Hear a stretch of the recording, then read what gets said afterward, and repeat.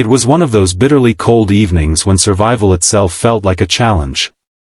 Sarah, a single mom in her early 30s, hurried down the street with her 7-year-old daughter, Emily. Their boots crunched against the thin layer of snow, and Sarah clutched a small bag of groceries, barely enough for the week but all she could afford.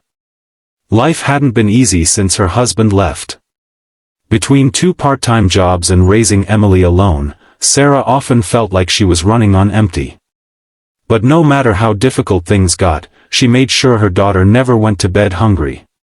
As they passed a dimly lit alley, Sarah noticed an old man hunched against the brick wall.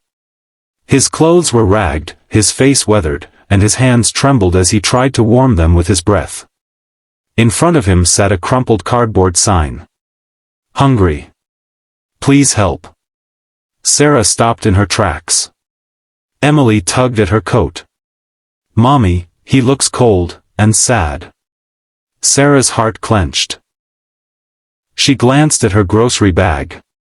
It wasn't much, just some bread, milk, a little soup, and a packet of pasta. Barely enough for her and Emily. But as she looked at the frail man's hollow eyes, she knew what she had to do. Kneeling down, she pulled out the bread and soup. "Here, sir. Please take this. It's not much, but it'll keep you warm tonight." The old man's lips trembled, not from the cold, but from disbelief. You're giving this to me?" His voice cracked. Sarah smiled gently. "Yes. Everyone deserves a warm meal." Emily handed him her little scarf. "This will make you warmer too." Tears welled up in the man's eyes. He whispered, "God bless you both." Sarah didn't linger for thanks. She simply nodded, took Emily's hand, and continued walking home. Hours later, as Sarah prepared Emily for bed, a loud knock echoed through their small apartment. Confused, she opened the door to find a tall, sharply dressed man in a suit. Someone who looked far out of place in their modest building. "Are you Sarah?" he asked firmly. Her chest tightened.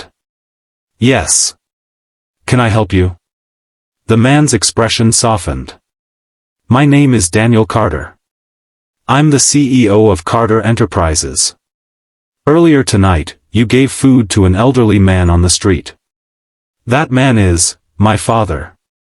Sarah froze, unable to process his words. "Your father?" Daniel nodded, emotion thick in his voice. "He walked away from everything years ago. My family searched for him, but he refused help. He's proud, stubborn, and lately, he's been sick. Tonight, he told me about a kind woman and her little girl who fed him when no one else would even stop." Sarah's eyes widened, tears threatening to spill. She hadn't expected her small act of kindness to ripple so far. Daniel continued, his voice breaking, "Sarah, do you realize what you did? My father hasn't accepted help from anyone in years. But tonight, he did, because of you. You reminded him that humanity still exists." Sarah swallowed hard, unsure what to say. "I only did what anyone should do." But Daniel shook his head. "No. Most people walked past him. You didn't. That matters." The next morning, Sarah received another knock at her door. This time, Daniel stood there again, only now, he wasn't alone. His father, the old man from the street, stood beside him, clean-shaven and wearing warm clothes. The elderly man looked at Sarah with gratitude shining in his eyes. "You saved me last night. Not just with food, but with dignity. Thank you." Emily beamed and hugged him tightly. "You look better now." Daniel smiled, his gaze fixed on Sarah. "I want to do something for you, Sarah. You've given me my father back. Let me give something back to you." Sarah shook her head quickly. "Please. I don't need anything. I was just helping." But Daniel was determined. "Sarah, I've read about you. A single mom working 2 jobs, raising this little angel all on your own. You deserve support. Come work with me. I'll make sure you and Emily never have to struggle again. Sarah's jaw dropped. Work, with you? Yes, Daniel said firmly. I want people like you in my company, people with heart, people who care about others. That's the kind of leadership the world needs. Months later, Sarah's life had transformed. She wasn't just surviving anymore, she was thriving. She had a stable job, her daughter had everything she needed, and most importantly, she carried a deep sense of purpose. The old man, Daniel's father, often visited them, sharing stories with Emily and treating her like his own granddaughter. He'd found peace again, thanks to one simple act of kindness from a woman who had so little but gave so much. And every time Sarah thought back to that night, she realized something powerful.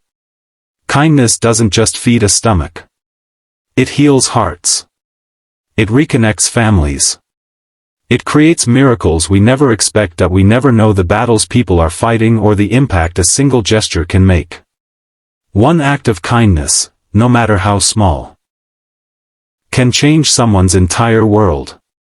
So the next time you see someone in need, remember Sarah's story.